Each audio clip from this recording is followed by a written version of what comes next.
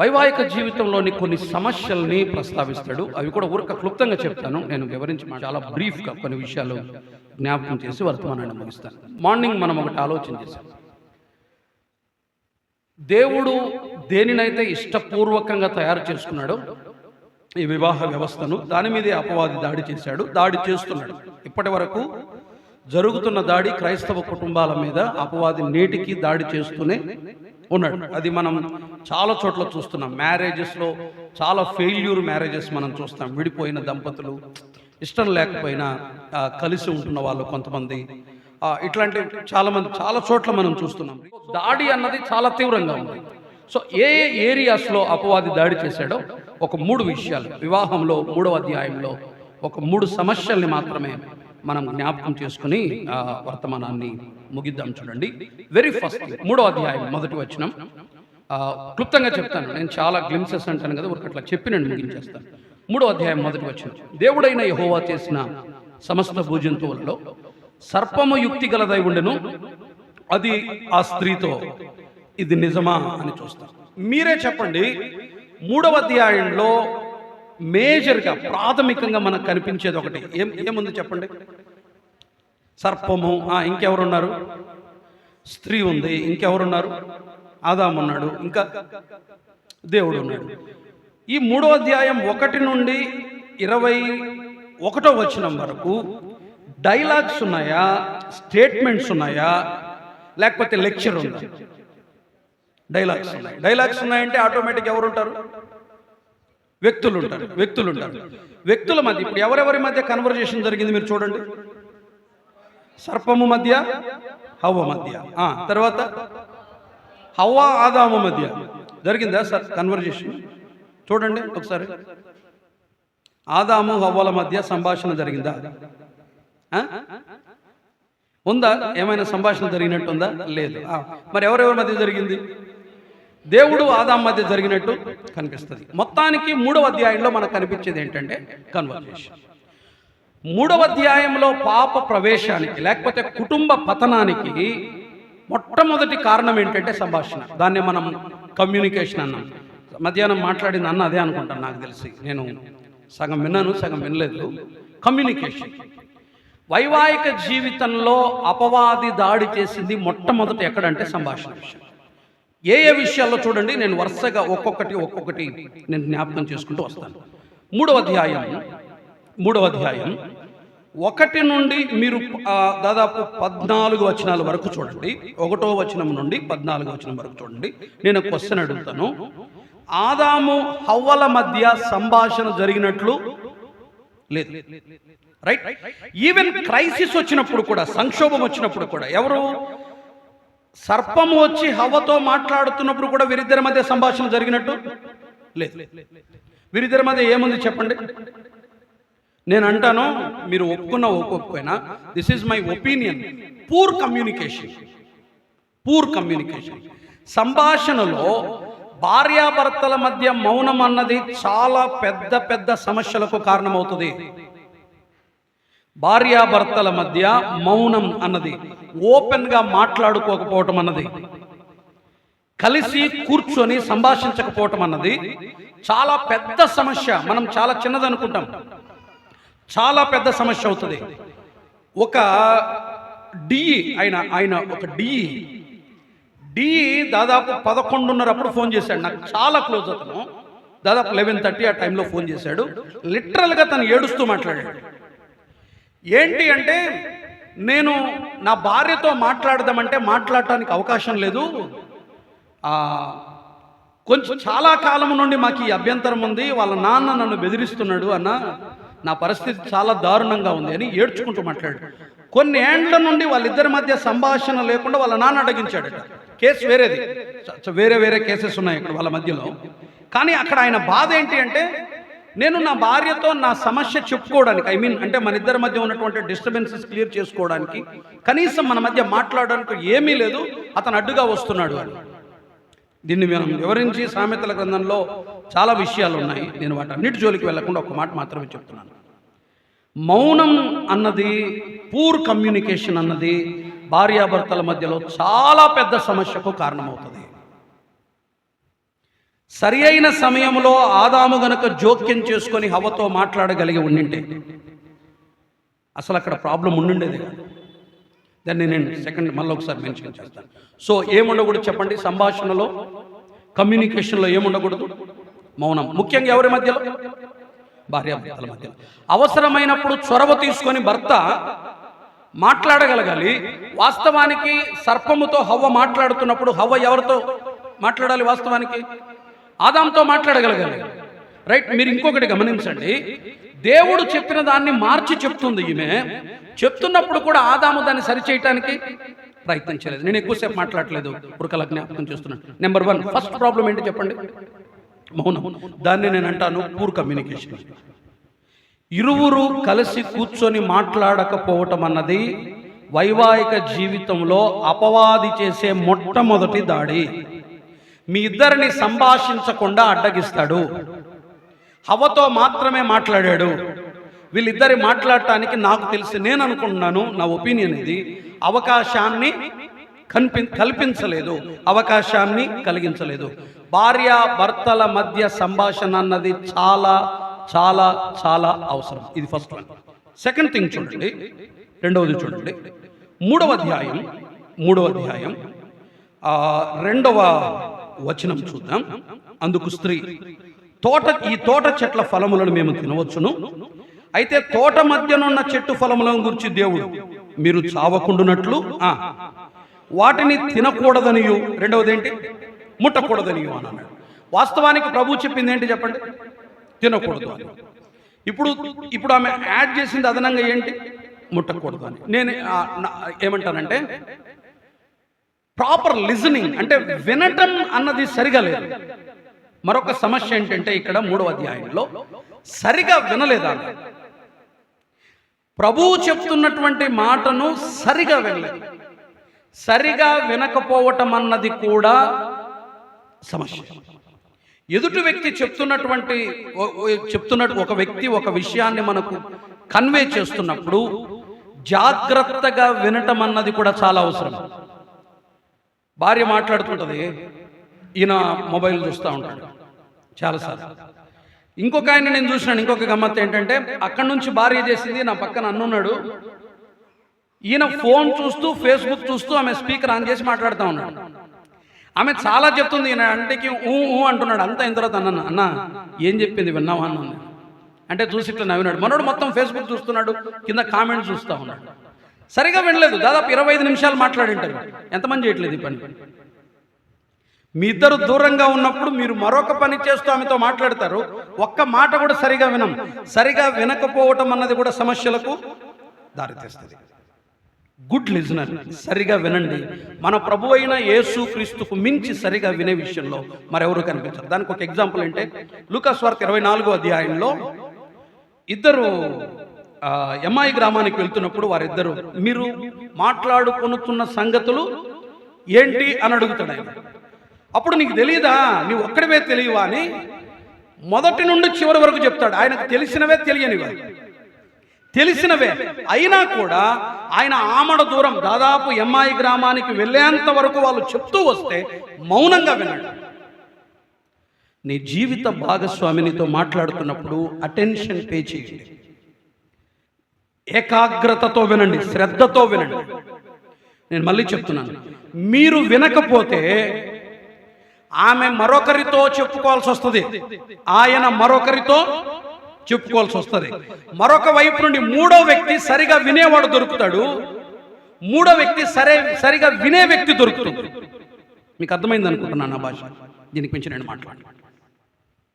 నీవు సరిగా వినకపోతే వినేవాని కొరకు వారు వెతుక్కోవాల్సిన పరిస్థితి ఏర్పడుతుంది, లేదా అపవాదైనా తీసుకొస్తారు.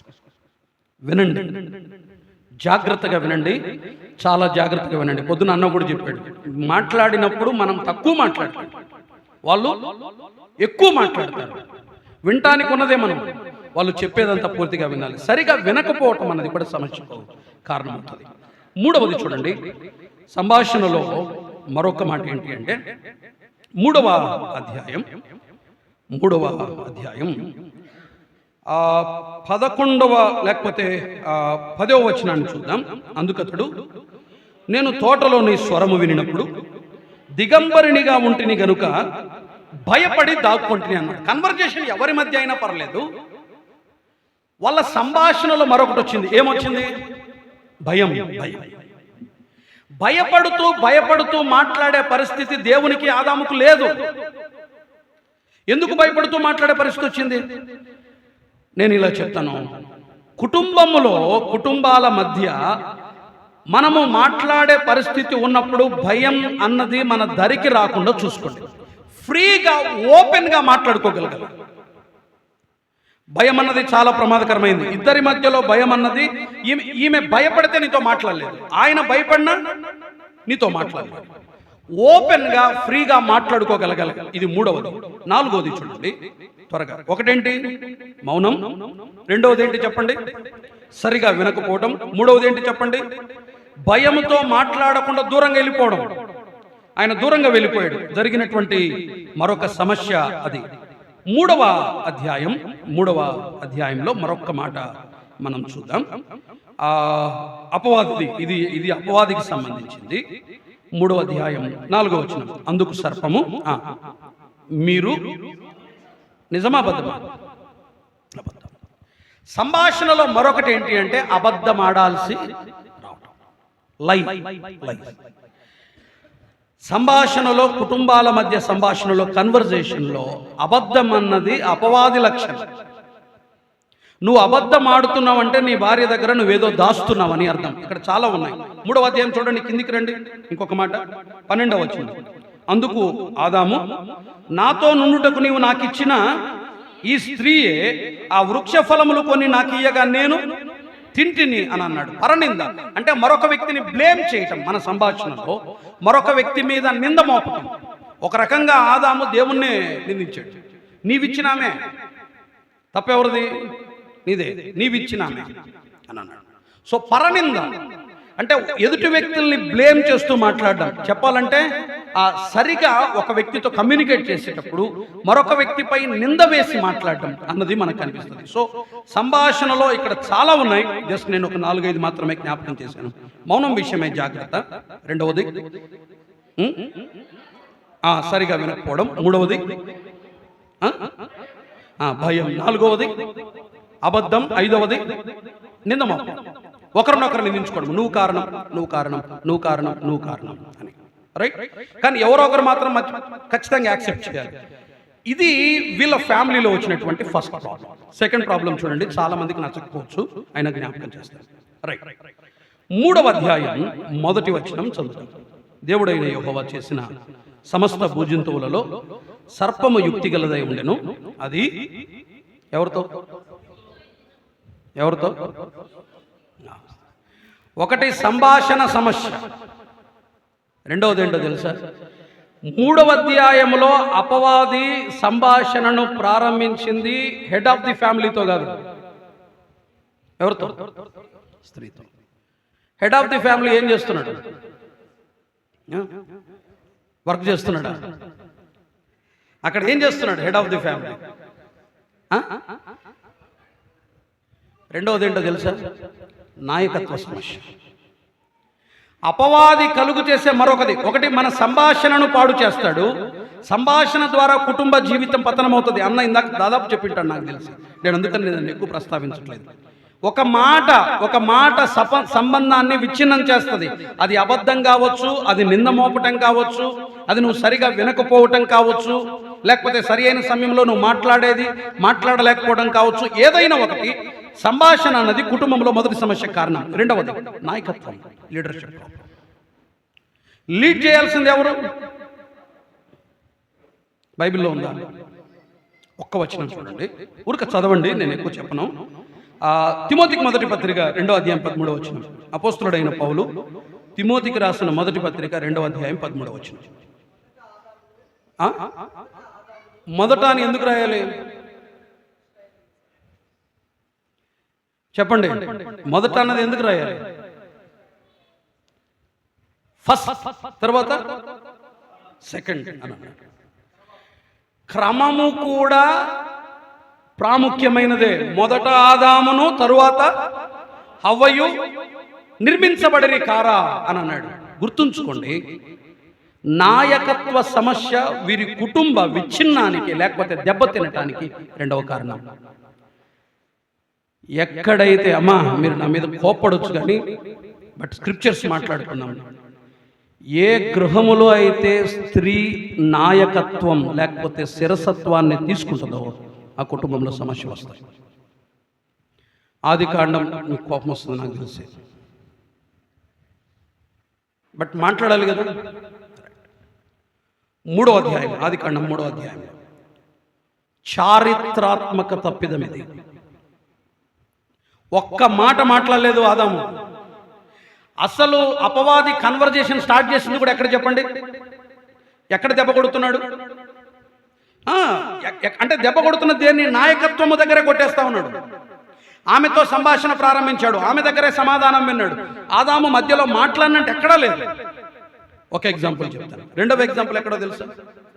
ఆదికాండం 16వ అధ్యాయంలో మళ్ళా స్త్రీ లీడ్ తీసుకుంది. ఎవరు? ఆదికాండం 16వ అధ్యాయం, షారాయి హగరు దగ్గరికి వెళ్ళమన్నది. సంతానం కలుగుతుంది, నాకు కొడుకు పుడతాడని హగరు దగ్గరికి వెళ్ళమన్నది. హగరు దగ్గరికి వెళ్ళాడు, ఇష్మాయేలు పుట్టాడు. ఇప్పటికీ బాధే, ఈ రోజుకి బాధే, ఇప్పటికీ బాధే లేదా? ఇప్పటికీ ప్రాబ్లం ఫేస్ చేస్తా ఉన్నాం. ఎవరు లీడ్ తీసుకుంది అక్కడ?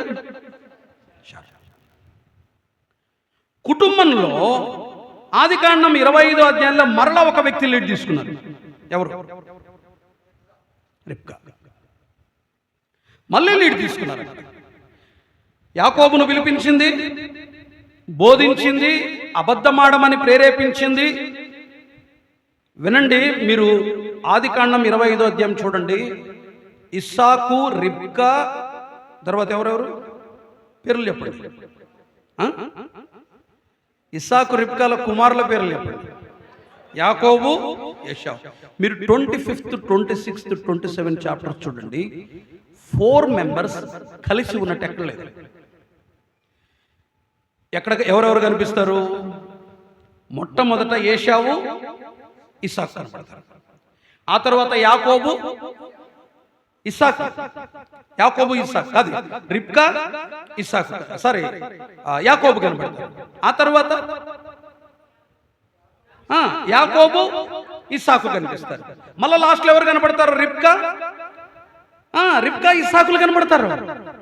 వాళ్ళిద్దరు వెళ్ళిపోతారు. ఈయన పారిపోతాడు, ఈయన నేను మళ్ళీ కనాని స్త్రీలను పెళ్లి చేసుకోవడానికి ఇతను వెళ్ళిపోతాడు. మళ్ళీ చివరికి వీళ్ళిద్దరే మిగులుతారు. విచిత్రం ఏంటంటే ఈ నలుగురు మాత్రం ఎక్కడ కలిసి ఉన్నట్టు మనకు కనపడదు. రీజన్ ఏంటో తెలుసా? లీడ్ తీసుకునేది ఎవరో తెలుసా? అగైన్ రిబ్కానే. అమ్మా మీరు నమ్మండి నమ్మకపోండి, ఇది నిజం. శిరసత్వాన్ని, నాయకత్వాన్ని దేవుడు పురుషులకు అప్పగించాడు. ఎఫెసీ పత్రిక 5వ అధ్యాయంలో ఉన్నది కూడా అదే. శిరసత్వం, ప్రధానత్వం, నాయకత్వం కుటుంబాలలో పురుషునిదే. ఎక్కడైతే స్త్రీ లీడ్ తీసుకునిందో, ఏ ఫ్యామిలీలో అయితే లీడ్ తీసుకునిందో అక్కడ ప్రాబ్లమ్స్ వచ్చాయి. ఇది ఆదికాండం 3వ అధ్యాయంలో మరొక సమస్య. ఆదాము చాలా మౌనంగా ఉన్నాడు, అస్సలు ఏం మాట్లాడలేదు. మాట్లాడిందంతా ఎవరు? హవ్వే. అసలు అపవాది కమ్యూనికేట్ చేయడానికి ఇష్టపడింది కూడా ఎవరితో? హవ్వతోనే. ఆదాంతో మాట్లాడాల. ఆదాంతో అసలు సంభాషించినట్టు కూడా లేదు. ఒకటి సంభాషణ సమస్య, రెండవది ఏంటి?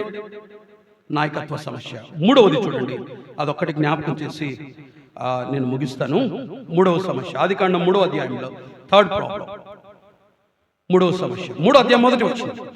దేవుడైన యెహోవా చేసిన సమస్త భూజంతువులలో సర్పము యుక్తి గలదై ఉండెను అనే మాట చూస్తాం. మూడవది శత్రువు సమస్య. ఇప్పుడు మనం నేరుగా శత్రువుని అడ్రస్ చేద్దాం. ఎప్పుడైతే శత్రువు అపవాదికి ఈ భార్యాభర్తలు అవకాశం ఇచ్చారో, ఈ 3వ అధ్యాయంలో 3 కనిపిస్తాయి.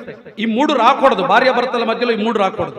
నేను త్వరగా చెప్తున్నాను. నెంబర్ 1, 3వ అధ్యాయంలో 4వ వచనం, అందుకు సర్పము మీరు చావనే చావ. ఒకటి అబద్ధం, రైట్? వీళ్ళ మధ్యలో వీళ్ళు దేని నమ్మారు? భార్యాభర్తలు ఇద్దరు దేని నమ్మారు? అబద్ధాన్ని నమ్మారు. గుర్తుంచుకోండి, మీ చేత అబద్ధాన్ని నమ్మిస్తాడు. అబద్ధాన్ని నమ్మిస్తాడు, మీ చేత నమ్మిస్తాడు అబద్ధాన్ని. హవ్వ నమ్మింది నాకు తెలిసి, ఆదాము కూడా నమ్మింటాడు. నమ్మించింది ఎవరు? మీ మధ్య సత్యాన్ని తీసివేసి అబద్ధాన్ని చొప్పింప చేయగలడు అపవాది. జాగ్రత్త. కలిసి మీరు శత్రువుని ఎదిరించకపోతే, ఆదాము హవ్వ కలిసి కూర్చొని మాట్లాడి చర్చించుంటే, డిస్కస్ చేసింటే, దేవుడు చెప్పింది ఇది కదా, ఈయన మాట్లాడుతున్నది డిఫరెంట్ గా ఉంది అని కలిసి ఇద్దరు మాట్లాడింటే స్టోరీ వేరే రకంగా ఉండేది. కానీ వీళ్ళు అలా మాట్లాడాల. అబద్ధాన్ని ఇద్దరు నమ్మారు. అపవాది మీ ఇద్దరి మధ్యలో అబద్ధాన్ని తీసుకొస్తాడు, అబద్ధాన్ని మీ మధ్యలో తీసుకొని వస్తాడు, ఇద్దరిని నమ్మించేలా చేస్తాడు. అబద్ధం అన్నది మన కుటుంబ జీవితాల్ని పతనం చేస్తుంది. సత్యాన్ని తీసేస్తాడు, అబద్ధాన్ని తీసుకొస్తాడు. మొదటిది. రెండవది చూడండి త్వరగా. మరలా ఏమన్నాడు? 3వ అధ్యాయం 1వ వచనం. అది ఆ స్త్రీతో ఇది నిజమా అని అన్నాడు. రెండవది అంటే తెలుసా? అనుమానాన్ని పుట్టిస్తాడు. నిజమా, వాస్తవమేనా, అనుమానాన్ని పుట్టిస్తాడు. భార్యాభర్తల మధ్యలో అబద్ధాన్ని పెడతాడు. ఇతను అబద్ధాన్ని నమ్ముతూ బతుకుతాడు, ఈమె అబద్ధాన్ని నమ్ముతూ బతుకుతుంది. సత్యం బయటపడుతుంది, నష్టం ఏర్పడుతుంది.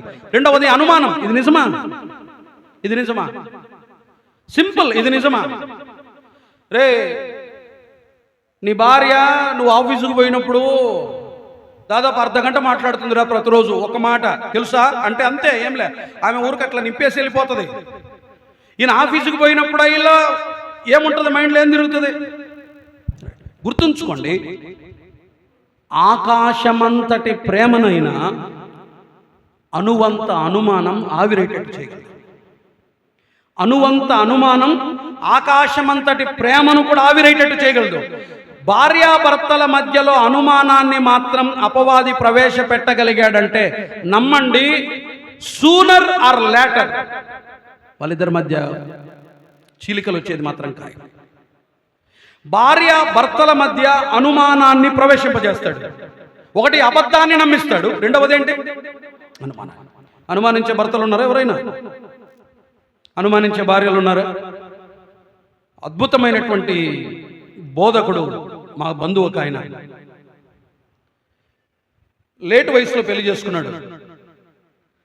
చాలా చక్కగా మాట్లాడతాడు. మన సహవాసం కాదు, బట్ మా రిలేటివ్. చాలా చక్కగా మాట్లాడతాడు. నేను 8th 7th కర్నూలులో చదివేటప్పుడు ఆయన బైబిల్ స్టడీకి నేను వెళ్ళేవాడిని. చాలా బాగా మాట్లాడతాడు. ఆల్ ఆఫ్ సడన్ ఆయన స్టేజ్ మీద కనపడడం మానేశాడు చర్చిలో. మేము పెద్దగా అయిన తర్వాత ఫలాని వ్యక్తి ఏమి అంటే స్టోరీ ఏంటో తెలుసా? లేట్ వయసులో పెళ్లి చేసుకున్నాడు. ఆయన ఇలా నిలబడినప్పుడు ఇలా నిలబడతాడు. ఇలా నిలబడితే ఇటువైపు ఎవరు ఉంటారు? సిస్టర్స్ ఉంటారు కదా. ఆమె బాధ ఏంటో తెలుసా? నువ్వు అమ్మాయిలు చూసి వాక్యం చెప్తావు. వర్తమానం చెప్పి దిగొచ్చిన ప్రతిరోజు యుద్ధమేనంటే వాళ్ళు కలిసి ఉండడానికి పెద్దల దగ్గరికి పంచాయతీ పోయింది. ఏం చేయాలంటే నువ్వు వర్తమానం చెప్పడం ఆపి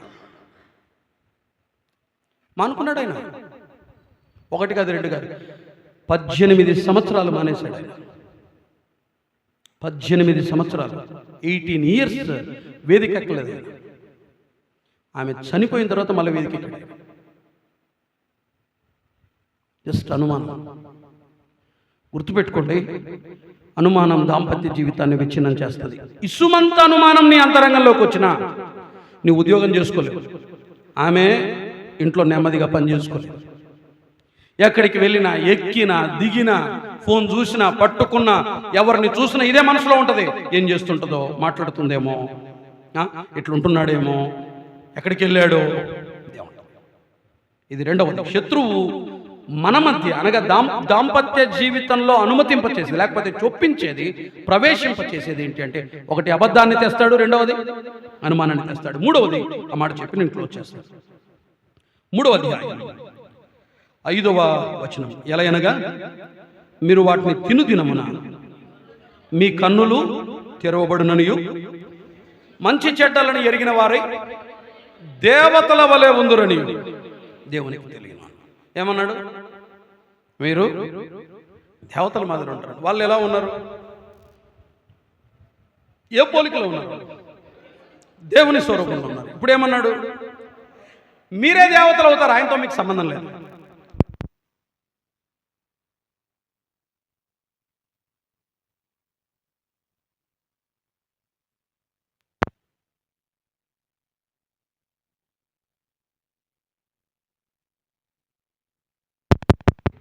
అసంతృప్తి. భార్యాభర్తల మధ్యలో అసంతృప్తిని పరిచయం చేశాడు. వాళ్ళిద్దరి మధ్యలోకి అసంతృప్తిని తీసుకొచ్చాడు. అంతే. ఎట్లుంటుంది అసంతృప్తి చెప్పమంటారా? పెళ్ళి ఉంటుంది, 14 ఏళ్ళు ఉంటుంది పెళ్ళి,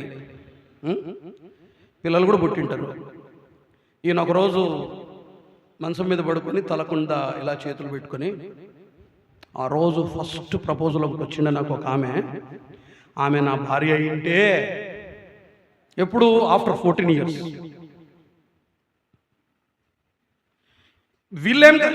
వీళ్ళవైపు కూడా రావచ్చు ఆలోచన, అతను నా భర్త అయింటే. అసంతృప్తి. అందంగా ఉంటే, ఇంకా ఎత్తుగా ఉంటే, ఉద్యోగస్తుడు అయ్యింటే, బాగా డబ్బున్నోడయ్యింటే, అందంగా ఉన్నామైంటే, ఇంకా తెలివిగలది దొరికింటే, అలేదా? నీకు తెలుసు నీ సంగతి.